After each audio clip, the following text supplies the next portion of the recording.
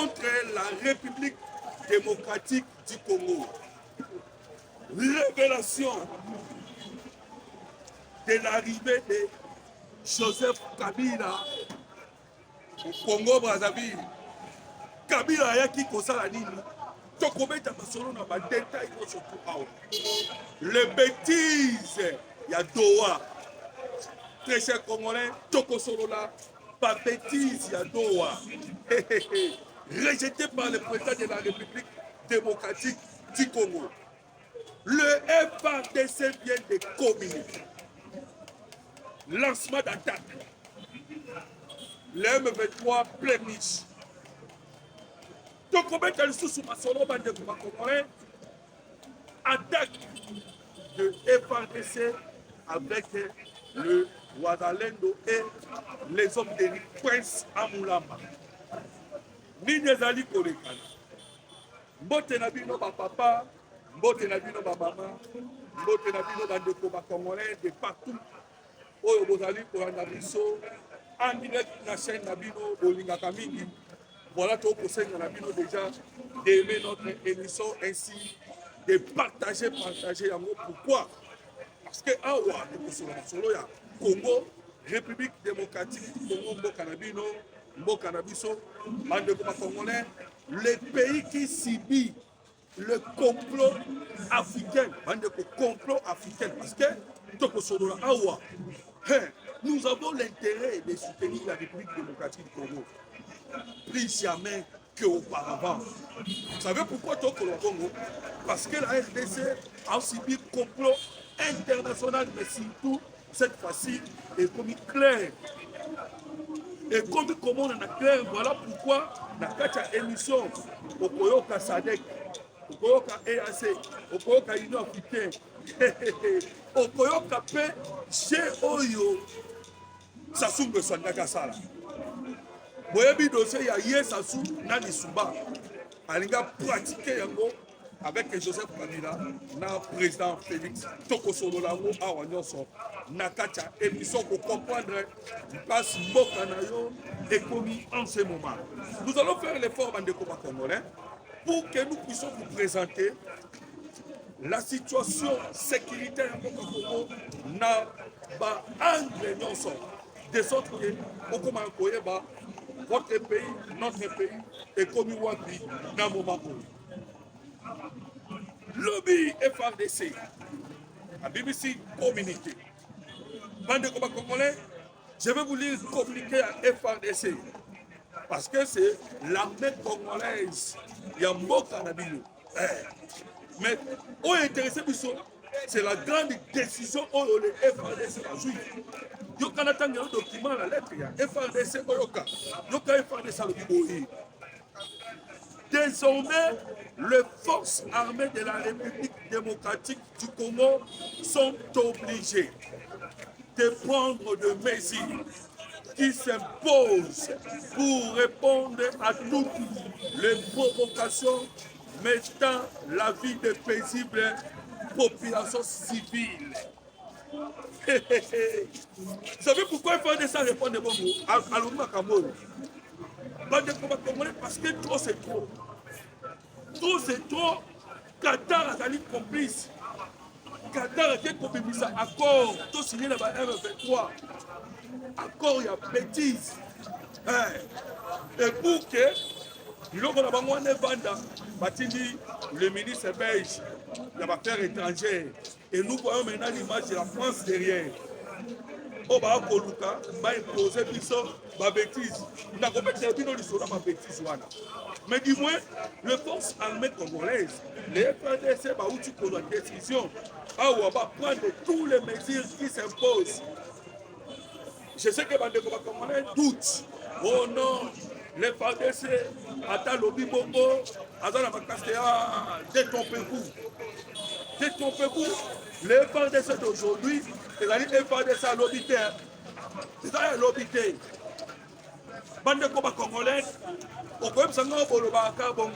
mais nous vous disons que si nous avons eu des défaites avec nos FARDC là, c'était parce que les renseignements, il n'y a pas français, voire même il y a pas américain, ils allaient qui derrière baotokoma barwandais mais ntango asuna makambo wana te.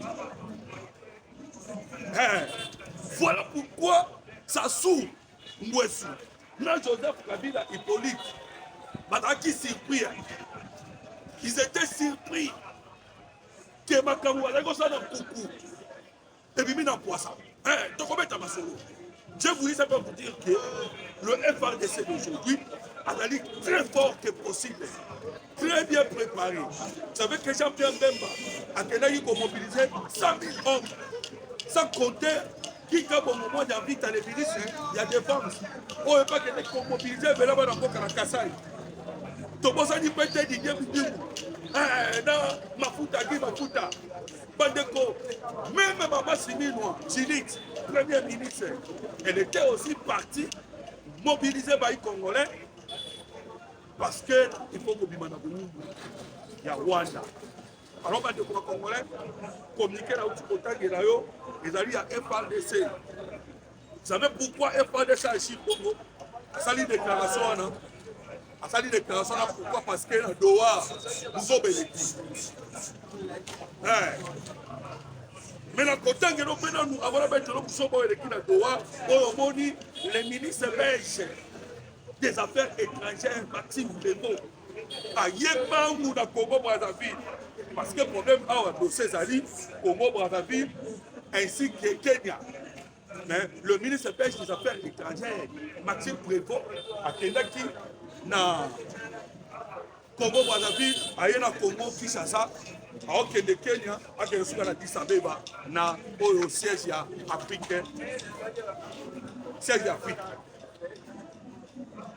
Les fois de ça, c'est une décision pour et les M23 baléri, yoga baonde baléri. Parce que on peut baléri déjà après la prise de décision, il y a FRDC. Baléri balobini, balobi boy bandeko bakoma. Oh. Nous avons constaté que les forces armées, il y a RDC, Basali, déploiement, il y a ma force burundaise. Basali, déploiement, il y a FADC, Ouazalendo. Basali, déploiement, il y a ma mercenaires. Basali, Otobengi, le renforcement des troupes, de matériel. Et nous sentons qu'ils veulent nous faire la guerre.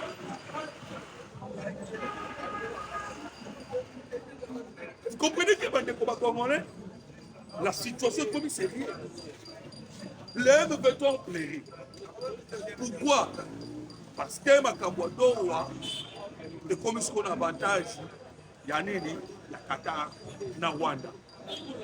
Tu as vu ce qui va découvrir Congolais. Que Qatar a un ça là. Qatar est en train de travailler à l'avantage de la Rwanda. Pourquoi? Parce que Bangonde bazaki copier or avec l'usine de Gassabo. Gassabo, oya ba Rwanda, or bazaki koyiba na République démocratique Congo, or Rwanda zaki kokende kosuka na Qatar. Ils sont allés nous proposer l'accord Oezo Koluba, au bas 50%. Il y a la police nationale, parce que ça on a un militaire rwandais, au bas dans le on a pour ça la force spéciale. On est contrôlé, son nom est dans la barrière 23.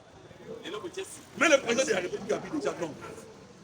Les noms exprimés par le président de la République, c'est cela qui la réponse à ma FRDC. Comme vous avez voulu pour embrayer Makambu, nous-mêmes nous allons faire le rétablissement de l'autorité de l'État sur toute l'étendue du territoire national. La force que l'autorité de l'étendue nationale pour rétablir Yango, c'est par le FRDC et non par les forces spéciales de Qatar. Ma bêtise est niveau à Qatar. Comment l'équipe peut accepter de telles bêtises pour que les Congolais battent toujours à genoux sous contrôle il y a Banani, il y a Rwanda. Guerre où la RDC a dit qu'on menait ezali kaka ndenge moko na guerre oyo Russie azali komene. Les Européens basanganaki na nsima ya Ukraine pour attaquer la Russie. C'est ainsi qu'aujourd'hui, vous allez constater l'Afrique du Mobimba, basangani derrière le Rwanda. Parce que le Rwanda a sous ma cité, le Rwanda est isolé. Alors, bango ba ekosangana, bango tout derrière le Rwanda. On a qui gagné les Ghana qui étaient dans Kenya. On a qui communiqué à Kenya. Baï Kenya, ba lobi non. Bino, bon frère. Pourquoi? Parce que biso zaki na port à Mombasa. Port à Mombasa, yango nde ezaki kosala ke ezwaki kozwa contrôle ya Nord Kivu Mobimba, mpe Sud Kivu. Owele. Tous les biloko bandeko na biso ya oriental nyonso. Grand Kivu, Maniema, biloko wana ebimaka na nzela ya Kenya na Mombasa. Mene kanda na bango ezali nini? La colère est que la République démocratique du Congo y beaucoup à Kotonga, le port à nos propos de bananes. Kenya les lits. À Togosa les guerres. Il y a d'autres port à nos propos de bananes. Sikoyo. Ils sont déjà baillés Congolais sont tous à Est, passant à la Kamambasa. Voilà colère à Kenya. Il faut qu'un taux fléchi, tout le monde a tisséqué. Congo Brazzaville peine dernière encore. Attends la lobia, plus ou moins la porte, il y a Pointe Noire. Bino boket ton banane pour anime. Il faut tisséquer dans l'eau. Na Afrique d'ici. Oh bino bon ça est là, bon ça qui concerne là, d'urbain. Derrière ni les loyo, boket ton banane. Il faut tisséquer dans l'eau. Afrique pour vivre à Namibie n'est pas parce que vous avez la réponse à Namibie. Tous les minéraux qui sont ceux qui disent Namibie. Et non simplement c'est là Bandeko. Si c'est que du bien de gouvernement congolais pour retirer les titres miniers.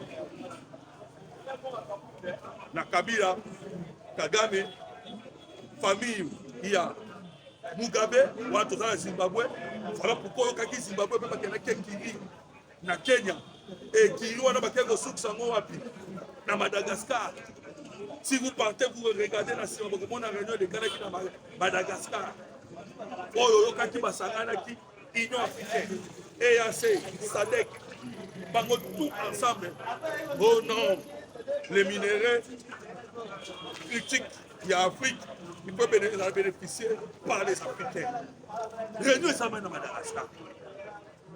Tout ça, derrière, c'est la France. Quand comment la France a mobilisé les Européens, surtout derrière l'Ukraine, la France est tentée de mobiliser tous les Africains derrière le Rwanda. La LDC ne doit pas bénéficier de la richesse. Si aujourd'hui les Rwandais essaient de résister, c'est grâce à la France.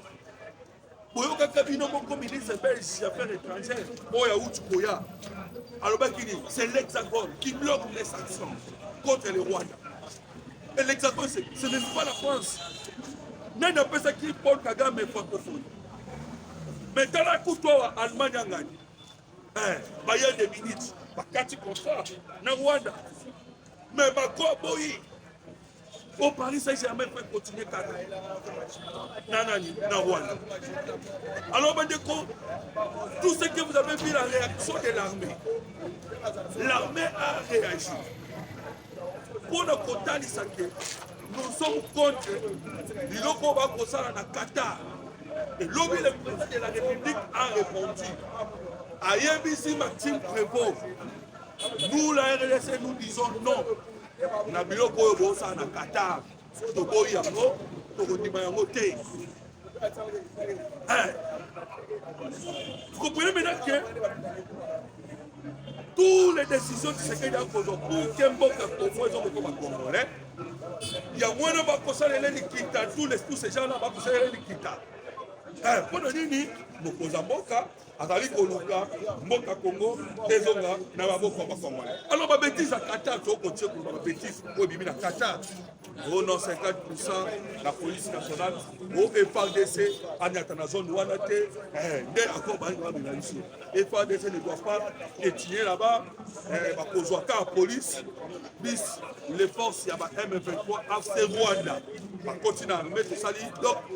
Et ces gens-là vont gérer pendant 5 ans.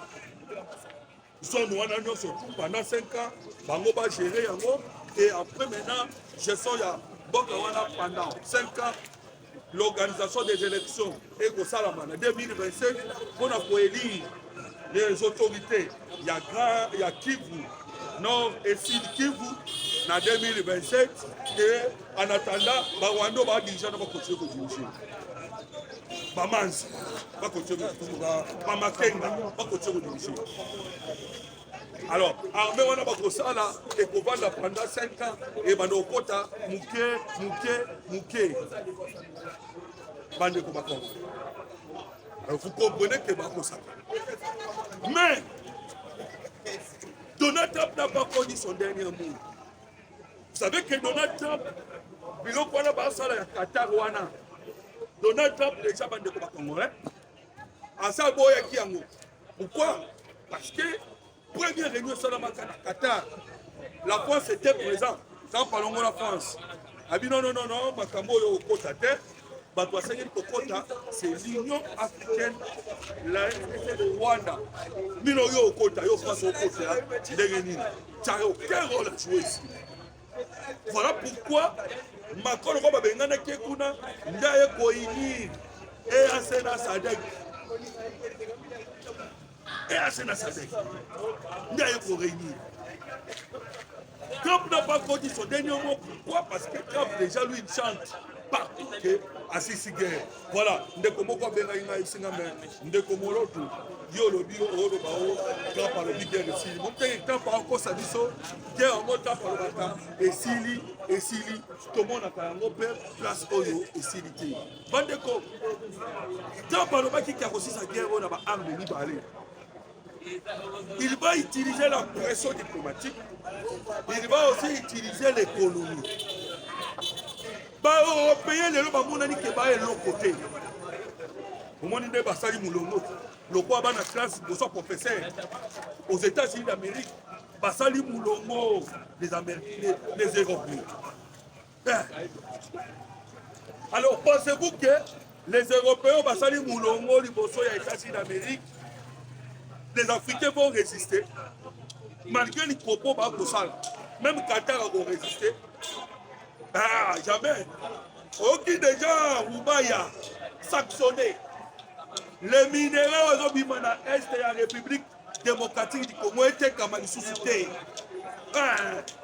Les États-Unis d'Amérique ont sanctionné. Pas sanctionné par entreprise. Il y a des Européens. Pas sanctionné par entreprise. Oh, il y a des Africains. Pas sanctionné par entreprise. Il y a des Chinois. Paul Kagame s'est retrouvé dans le minerai dans ma boko, place à côté des athées.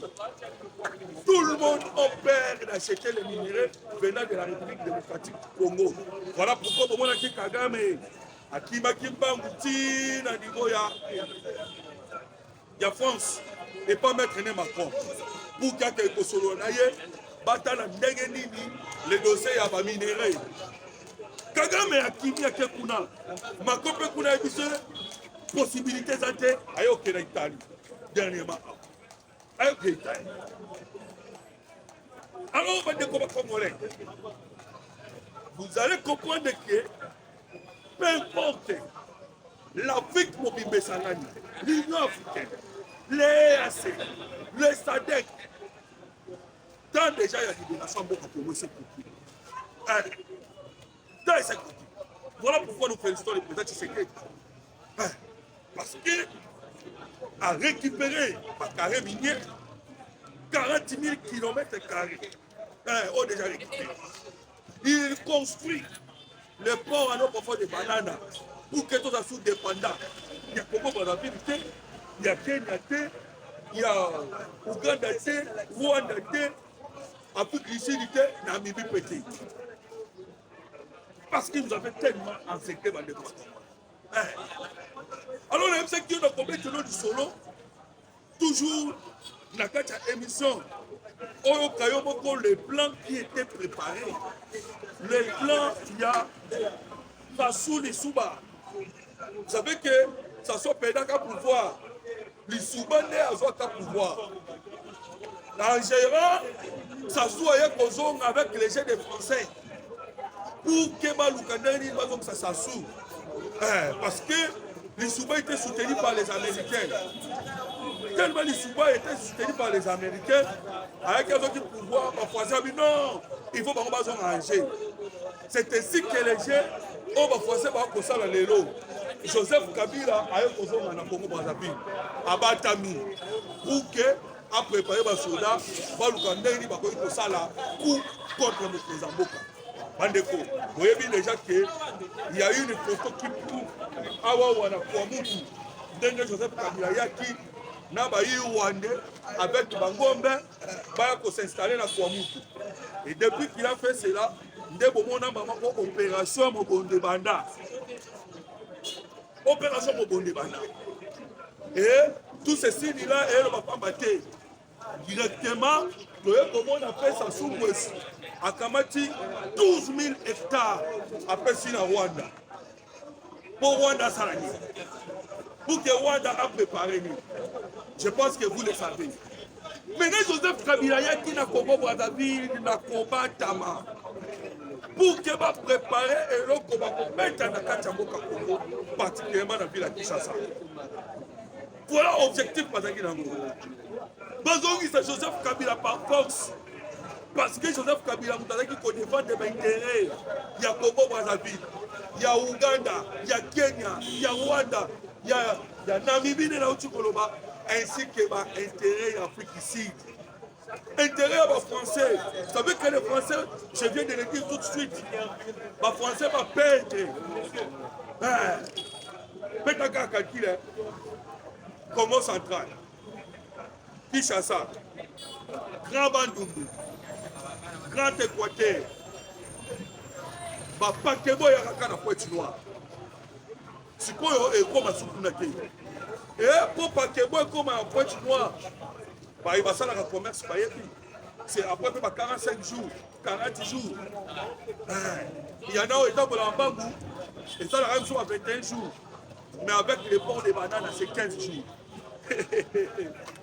Vous ne voyez même pas que les commerçants à Congo Brazzaville vont avoir un rapport au port des bananes. On va dire qu'il va continuer pour dominer qui c'est qu'il y a ton rapport. Si Congo Brazzaville, ils ont que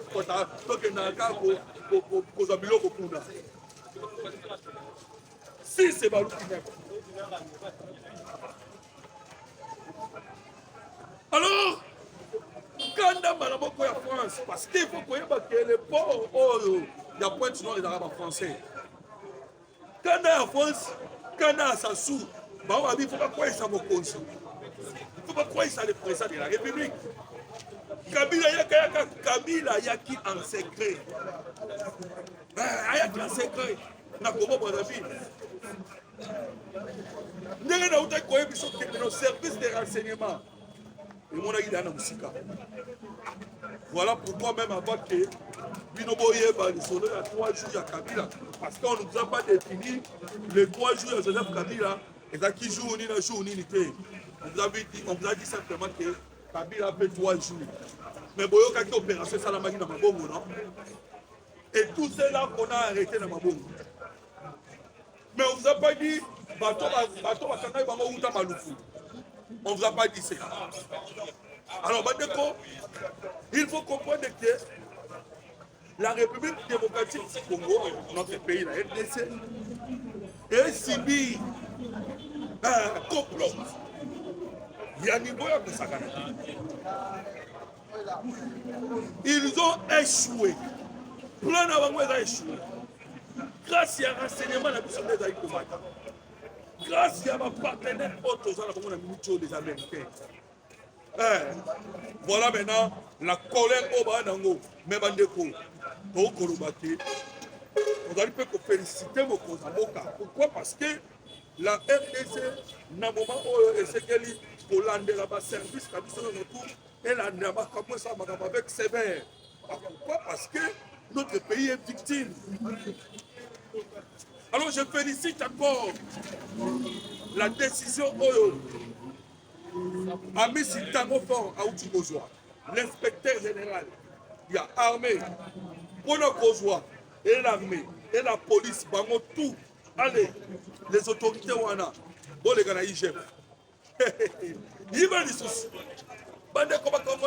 Les présidents de la République qui à cause de la réponse totale de l'armée, à cause de la purge. Bon, la purge, purge wana est partout. Pourquoi? Parce que pour que l'armée est dans la casse, pour que vous ayez une armée forte, il faut que d'abord, le Moulana nous très, on ne se trouve pas pour travailler et le monde a dit. Là maintenant, on a votre armée et qui est dans la casse. Et c'est ce qui est en train de se faire. Alors, voilà que la situation en Bokalabino, Qatar a un esprit avec l'accord au Bayenango. L'objectif de Bango Zali, le processus de Washington. Pourquoi? Parce que le processus de Washington, Rwanda Zali asphyxié, en éloko kosalaki. Et ce qui Rwanda a commis en difficulté, a Kocha, Makasi Neropi et M23. Parce que, là qui va FTL, l'accord de Washington, il y a un problème. À mon union sur l'accord de Washington et Salami, et puis, Namakamotali, l'accord de Washington est traité à 30 jours. Un mois. Il y a un mois pour la Washington, nous avons mis un sanitaire à M23. Mais tu as déjà couru Bissaye. M23, pour le bagage de Congolais. Paul Kagame, Bimisa Basola, non, on Congolais. Vous avez l'obligation, il y a pour respecter l'accord de Washington. Quand il s'agit, il y a encore un doigt, ils allaient pour engager la République démocratique du Congo avec le M23. Mais l'accord de Washington, ils allaient la RDC et le Rwanda. Donc le Rwanda doit respecter l'accord de Washington. Nous allons maintenant rester avec le M23, tout comme on peut continuer dans Qatar, tout comme on peut continuer à Qatar, pour quelle place nous soucions.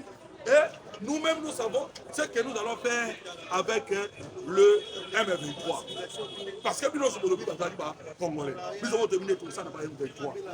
Comme par exemple Congolais, nous allons savoir il y a que ça. Parce que parce qu'il y a la criminelle, et Ali Kaka, Wapi, et Ali prison. Pas de combat congolais, c'est là où tu es au Kende. Nous vous le disons, place au Kende, Yamorana. Au Kende, nous sommes la solution. Nous-mêmes, nous allons rétablir l'autorité de l'État n'a parti à Est et la République démocratique du Congo. Même en ce moment, nous sommes en train maintenant de tirer l'issue. Pourquoi l'issue? Parce qu'il y a des Congolais. Il y a des Congolais, Tozana Bango, mais ils vont jouer le jeu de la France. Ils vont jouer le jeu des Africains qui veulent que nous tous allons dominer.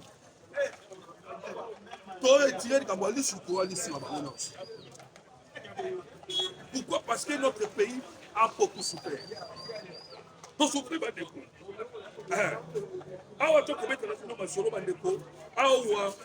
La RDC a beaucoup souffert. Voilà pourquoi la paix est Sengeli et Kota. Et Béwan est Sengeli et Kota. Et Sengeli et Kota par force. Parce que la paix n'a pas force. Donc, dès que tu as dit